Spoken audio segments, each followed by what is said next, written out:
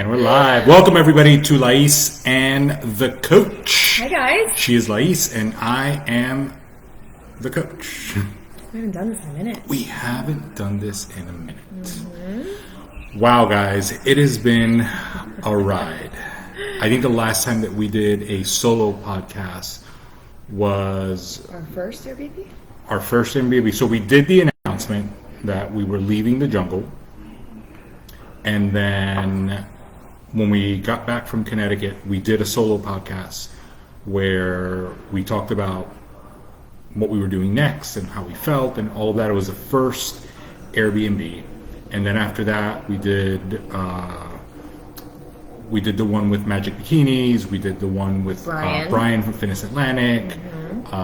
We were interviewed on a podcast, and we've been trying to come do this one. And yesterday, we were going to do this podcast, and then we did a live in our members only group, and then time went. But today we are here. We're back. So welcome back, everybody. Yes. On this episode of Lais and the Coach, we just wanted to do a quick recap of everything that's been happening, where we stand. And I actually want to go into some meat and potatoes today. Like I think a lot of the podcasts that we've done, we've talked about competing, competitions. We've talked about all kinds of things. But one of the things that we rarely discuss is like some meat and potatoes things that people could do if they're listening to our podcast and don't know where to start, don't know where to go, or have ideas that may not necessarily be true. So I do want to cover some of those today. But first, what week are we on? We are on week 26 and Airbnb number 18. Inside of these 18 Airbnbs, we've had like some hotel stays and resort stays. And we've extended some of them. So, but we are on week 26. 26 weeks. And when we first started, we were just like a couple weeks in at our first Airbnb, and we're like, we'll see what happens, we'll see how long this lasts, and we are going strong with no end in sight. No end in sight, guys. We actually have a lot of upcoming plans. Yeah. That it would just make sense to not necessarily stay in one place. Yep. Right? And I think that one of the lessons or one of the takeaways is that you never really know how the dice are going to fall, and you have to be almost like flexible enough to adapt to whatever decision you made, and constantly reevaluate if the thing that you decided to do is the right thing, and then weigh it out against all the other possibilities, and kind of like, it's almost like a game of chess, right? You've got to like anticipate the next, it's not necessarily just the next move, it's the next series of moves for all my chess players. And I think a lot of times too, when we've talked about this before, but most people don't take inventory of their life often enough. And it's so necessary, because this autopilot thing that a lot of us are doing is not okay, right? And so continuously analyzing, seeing if it serves you, seeing why it feels a certain way or why it serves you or doesn't serve you, like digging a little bit more into your life, present participation in your existence is kind of important. I think that we talk about that a lot with each other, right? It's almost like in the moments that you're doing anything, are you really there? Yeah. Right? Or are you physically there, but mentally you are planning the next thing or in the next place or worried about how it didn't go? It's like, present participation requires that you be where your feet are, right, in the moment, so that you can take it in. And we talk about it often because I think that a lot of times, one of the things that we've done lately is kind of like go back. Have you guys ever gone back to look at different moments? You look at pictures, you look at Google Photos, memories, Facebook memories. On Facebook, when the memories comes up. It does it on Instagram stories. Yeah. And said, man, like, I missed that. Or in her case, like, wow, I look good at that show. Right? I really look as bad as I thought. Oh my God, yes. Or talk about perception box really quick before I keep going. So, I know, but I don't want to interrupt you. No, that's okay. I won't lose my train of thought. Your perception box is essentially like the way that you perceive anything and anyone and I guess everything around you, including yourself. And one of the things that we've been talking about recently is how everyone has their perception box and you live your life inside of your perception box. So whatever perception you have is different than the person next to you, than me, than him, and whatever the case may be. And so one of the things that I've realized so much inside of a lot of those conversations, when it comes to the perception box, is how many times I look back at something and I'm like, wow, I did actually look really good at that show, or wow, I really did like that outfit that I got rid of, or wow, I remember like back at that point, like when I see like, let's say a lot of times like a video of, you know, Junior when he was little or a different phase in our life, and I'm like, oh my God, like I was so exhausted or I was so stressed at that point, and like I totally missed, you know, like how actually amazing that was. And I feel like you say all the time, these are the good old days. And I think that a lot of times, like inside of our perception box, we're really so limited to only perceive things one way, and it depends on where we are in that moment. And so if I come across a stage picture from a couple years ago or a photo shoot picture from a couple years ago that in the moment I'm like, oh my God, this looks terrible, right? And I like brush it off, but today it looks amazing to me. It's like the only thing that changed there is my perception of it. And so how important it is not only to be like, oh, well, everything's about perception and pay attention to it. Not only that, but to also realize that in different phases of life, you're going to have different perceptions. Kind of like a palate. We say it all the time, like Bree used to not eat anything. And over time, she's tried different things and liked different things. And same for me, like I've liked different things and then not liked them, right? So it's like, it's all about like even where you are. Even your palate right now. Oh my God. Today specifically. I just ate some crackers and I was like, this tastes like pizza dough. But it's because the last couple of days you've been detoxing, right, and cleaning up your food, and then all of a sudden, plain crackers, right? I don't know. This is serendipitous. Okay. I don't know how old or how young you guys are, but if you've ever watched Eddie Murphy's Raw, right? It's like the Ritz crackers, right? It's like, you know, if you don't know what I'm talking about, let me see if I can get Bree to insert it here. But if you haven't seen it, go see if you can find that clip. Eddie Murphy Raw. It's an 80s comedy.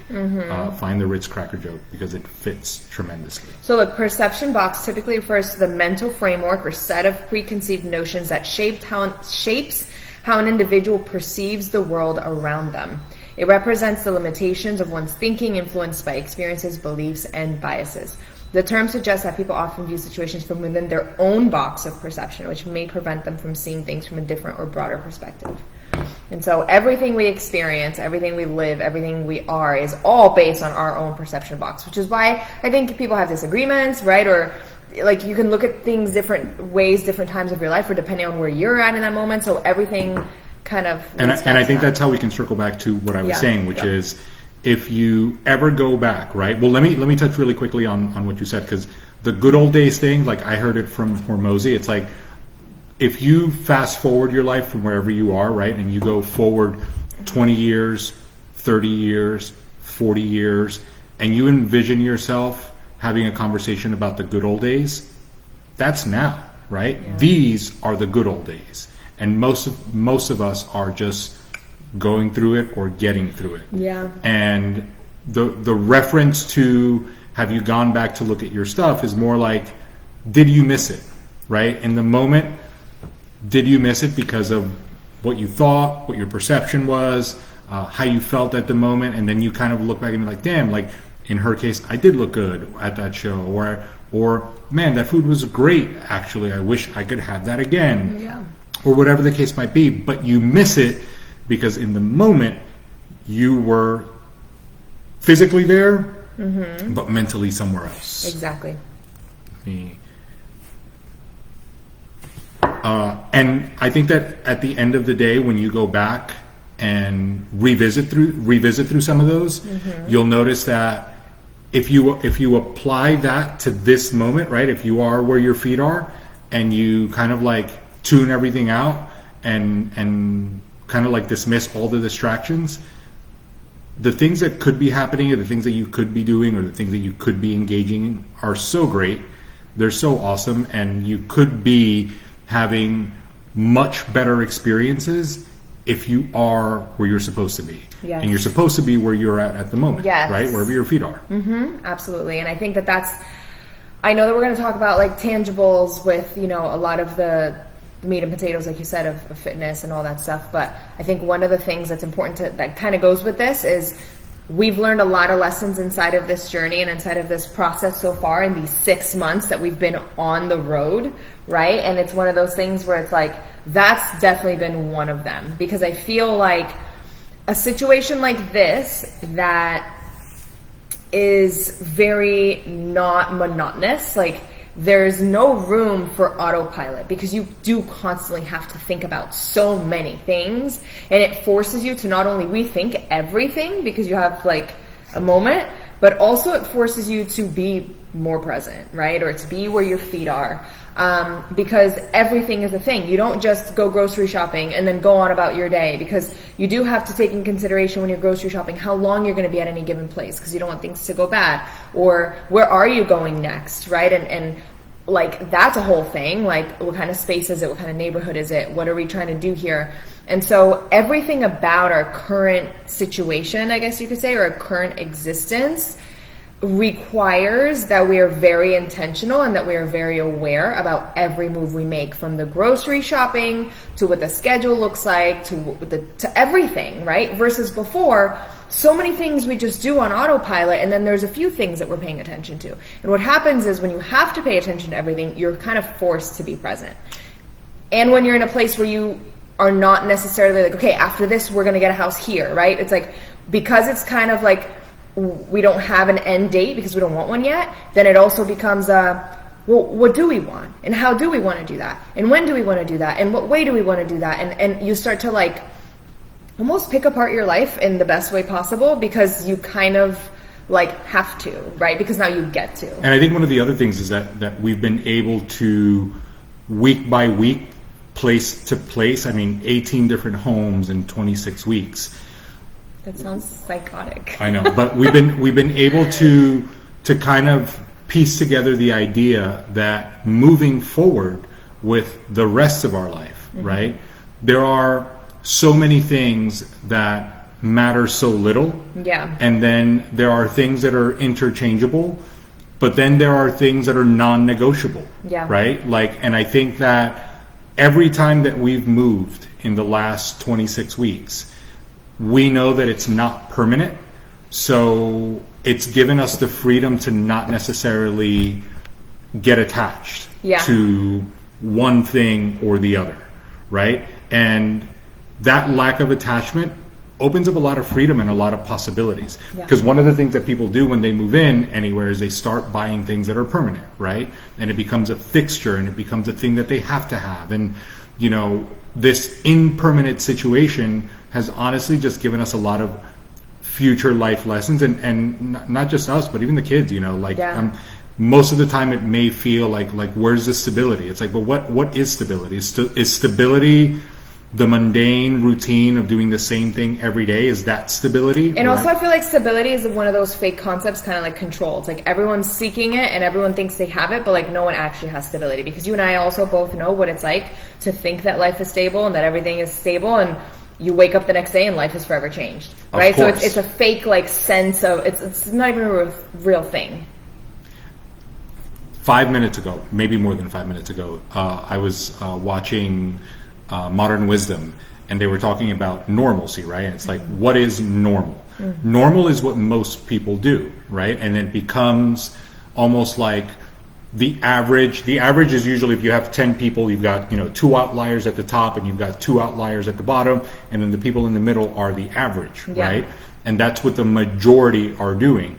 But the thing that happens is that becomes almost like the standard.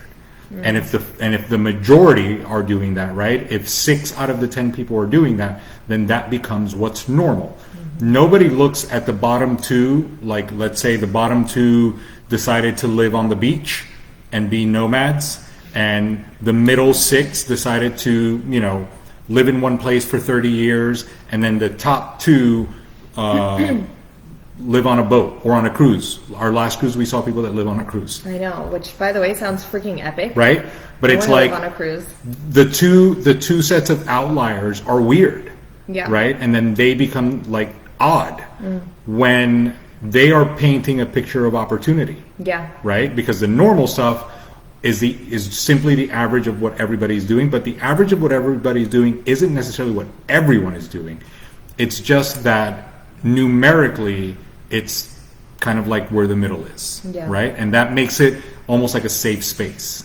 And that safe space is what everybody gravitates toward. Right. And I think that when we decided to go on this adventure, to some people it sounded super cool, not knowing if it would last a week, 2. Certainly nobody thought it would last 26 weeks. To some people it sounded crazy. But most of the decisions that we have made are so against the grain or opposite of what everybody's doing. Always, right? Not just this time. Not just this time. That for us was our norm. Yeah. Right? So our normal exists outside of, normal. The normal.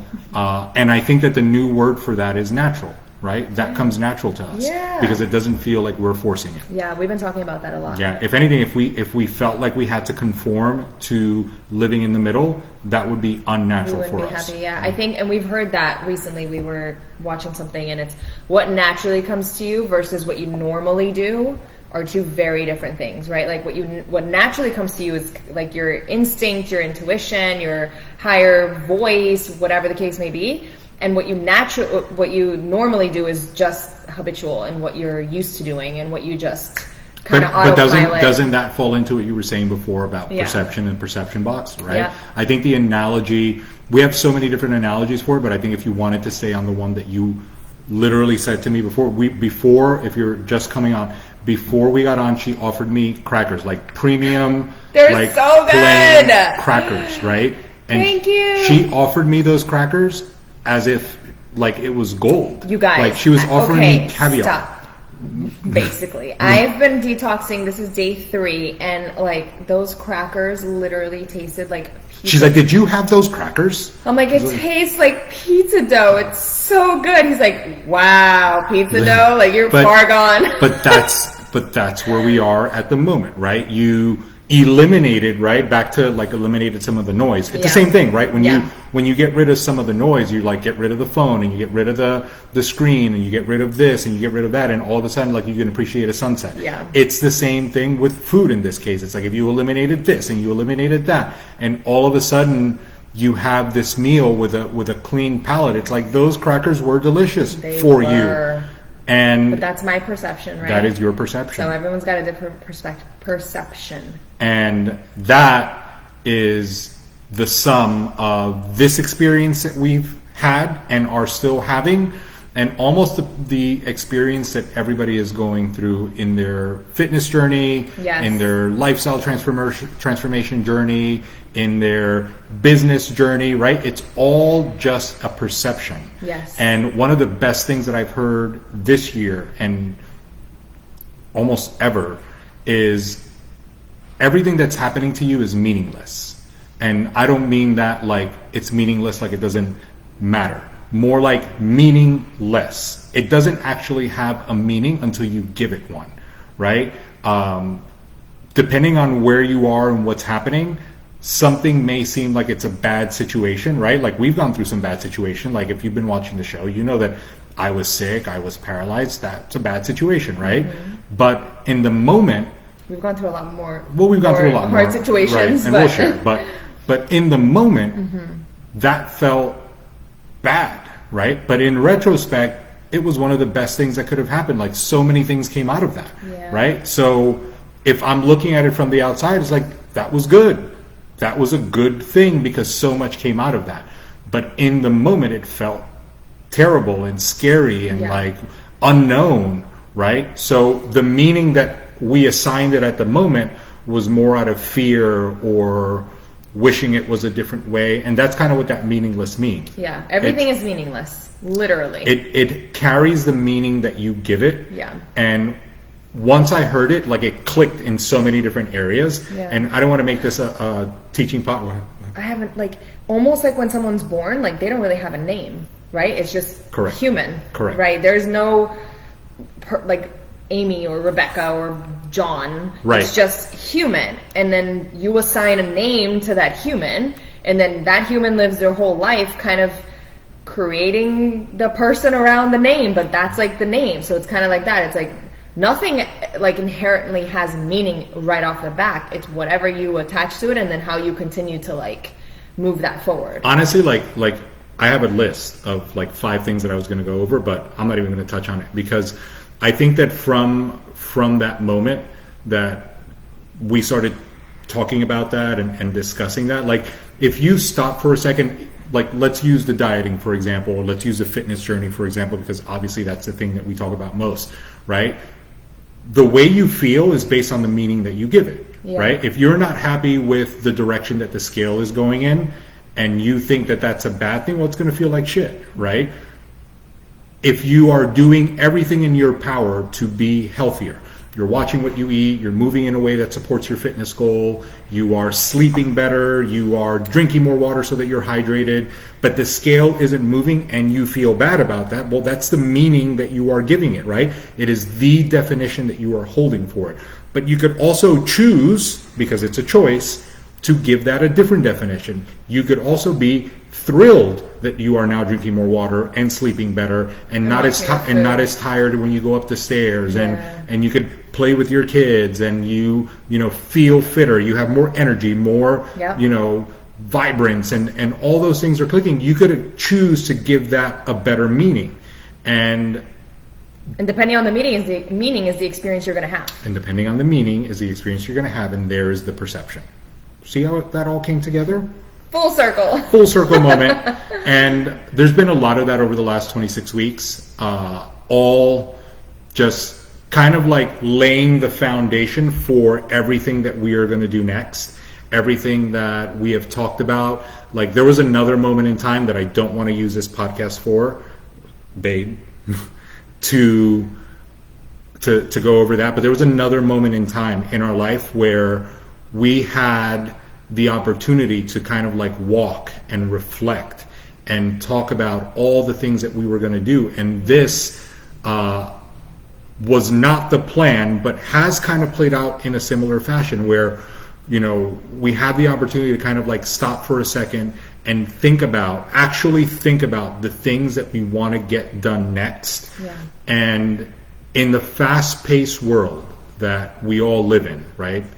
It's so easy to just keep going and going and going and going and on to the next thing and moving on to the next thing, and not necessarily stop and see if the next thing that you're doing is actually what you want to do or just what's next. Mm-hmm. And this has given us, in a very what day is today, Thursday, in a very throwback Thursday kind of way, an opportunity to go back to those moments where we didn't have much to do other than plan and talk and kind of like reflect on where we were and the direction that we wanted to go in.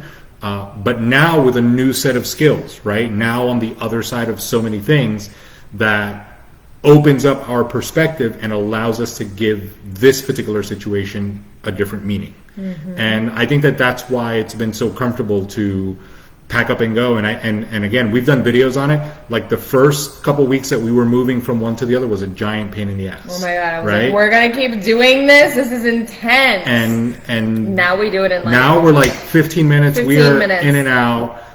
We've turned system down. Move-in day into like, food tours. Family day. It's become its whole other thing that if we were not on this particular journey, would probably not be doing. Yeah. Right? So everything that you're going through is an opportunity to take something from it, right?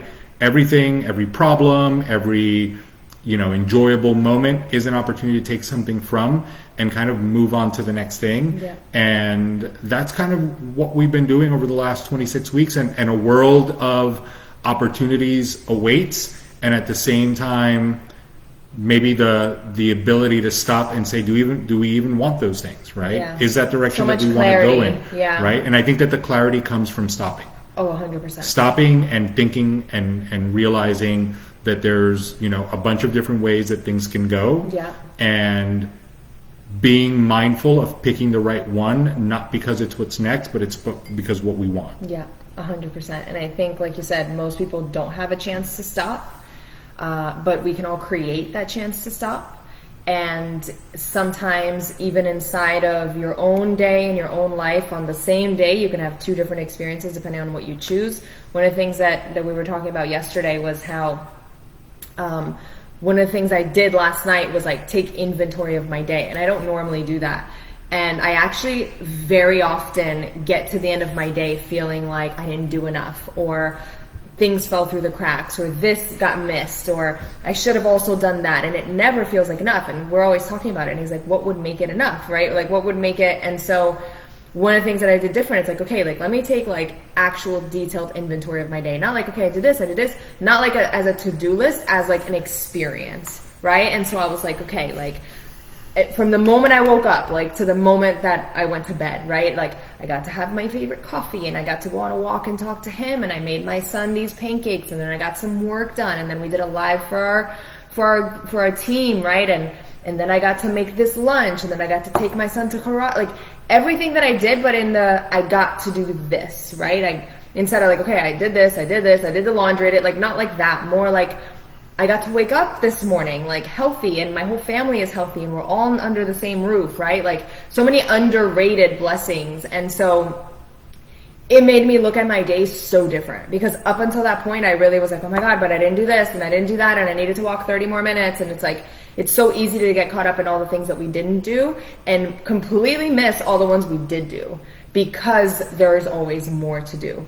And back to the perception box, and back to the stopping, and back to the being present, and back to the being aware. It's like, that's one of those like exercises that everyone and anyone can do, where you can just literally take inventory and be like, wow, like, I actually had a really amazing day. And now what I took into my day today was like, okay, I'm going to recap this day later, so let me also pay attention to everything that I am doing while I'm doing it, so that I also have a great experience. Because if not, it just becomes a picture that you look back at and you're like, wow, that was cool, right? But I don't remember it feeling that cool.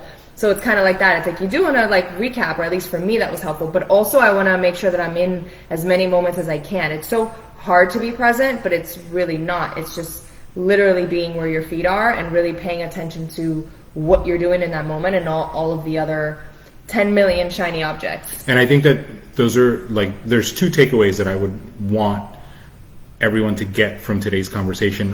One of them is we need more conversations, and one of the things that we talked about doing with the podcast is having more conversations. Yeah. For years, over 100 episodes, we've talked about fitness hundreds of times, right? That is what we talk about. But I think that what's needed is more conversations and different perspectives. And I think that we want to use, our podcast to have more conversations and talk to more people about more different things, and kind of expose the people that watch us to other things, and hopefully get exposed to other people because we're having conversations about new subjects. So that's one. And number two, what she said about yesterday is really like the driving takeaway point today, which is, what would make it enough, right? If you feel like you're not necessarily where you want to be in your fitness journey, let's say, what would make it enough specifically, right? Like, is it that you feel like you should be working out 5 days a week instead of 4? Is it 6 days instead of 5? Do you feel like you should be working out 7 days a week? Would that make it enough? Is enough that you are eating every 3 hours without interruption? Is enough that you are weighing every ounce of food that you're consuming? Is enough that you are drinking a gallon of water a day? What would make it enough? What would make you feel like you did everything? And how long would you need to be doing it before you felt like you were doing everything? Because ultimately, if you are pursuing health, and you are pursuing fitness, and you are pursuing to feel better, but because of the actions and the story that you're telling, you feel worse, or like you never arrive, then something is off there. Yeah. So the same way she took inventory yesterday, like I kind of like want or suggest, because I've never told anybody what to do, I suggest that you really get clear on what enough actually looks like in any sense of the word, right? Like, what is enough for you? What would make it enough? in your fitness, in your business, you could use that for just about anything. What would be enough? What would make it enough? And then, are the things that you are doing getting you closer to that? Or are you far away from that, and then now you know what you got to work toward? Are you off the path altogether, right? Are you not doing, like, is enough? Like yesterday, we were talking about having a slow morning, right? We like a slow morning, and for us, a slow morning means that we can get up and take our time and have our coffee and not rush to the next thing. It's not that we're not doing anything; it's that we're just not rushing, right? That's great for us. It's not that we can't get up and go. We do it all the time, but what would make it enough for you, and would that feel good? If not, then you're pursuing the wrong thing. Yeah. I think that's what we want to talk about today. Mic drop. Yep. So, guys, we are happy to be back. We want to do more of these. We are going to invite a lot of different people on the show. Yes. So be ready for different conversations. Not just fitness. And I think that this season of Lais and the Coach is going to be to explore so many things that we actually like to talk about, but just never do, because we do love what we do, and we could talk about it till we turn blue. I don't know if you saw that rhymed, but we do want to have more conversations about more things, and we want to take advantage of the fact that we do have the ability to do this like this, and can have all the conversations that we feel like having. We talk to people every day if we felt like it, but we also want to involve everyone that listens and watches. Like there's definitely, we were watching a thing on communication. There's a book called Super Communicators, right? That's great. That has nothing to do with what I'm about to say, but just a side note. But we were watching something on how, as much social media as there is, right? There's never been a time in history where people feel lonelier, and it's honestly just a lack of connection, right? There is not enough connection. Maybe you're watching people do stuff, or maybe you're listening to more things, and maybe everybody's accessible, but we are not connecting, and we are not connected, right? So I think that that's what we want to do with this season of Lais and the Coach. I think this is season 11 or 12. But the fact that we don't know that is terrible. Listen, let me tell you guys something. This is a great stat. 99% of podcasts don't make it past 3 episodes. This is true. So we have like over 100. Yeah, so I'm excited. Does it matter if it's season 10, 11, 12, 15? Like, we don't even need to have seasons. How about that? This is going to no be more seasons. A seasonless. This is going to be a seasonless season, right? No. Open podcast. I like to go back and like think about like, oh, we did a lot of this. Like, we had a season where we talked to everybody that got on stage, right? This particular season, we want to have more conversations. So we look forward to chatting with so many people. Yes, there are, I think, 90 days, no, like less than 90 days left in 2024. Snap. So tell me how many days. I'll tell you now. Oh shit. To Google it. Nervous. We need to have one of those things where we have a screen and we have somebody in the back working. 90. On the dot? Yes. Mother. 90 days, guys. So 90 days till the end of 2024. You know what I'd like to do? Let's see how many conversations we could have in the next 90 days. And we got an extra day this year.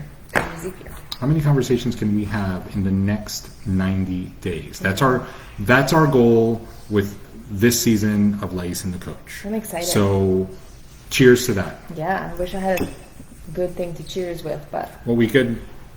Or they water. say you can't cheers with water. I'm not going to cheers. But virtual cheers to everybody. Yes. All right, guys. Enjoy your day. We'll be back. We will be back. Peace out, everybody. Bye, guys.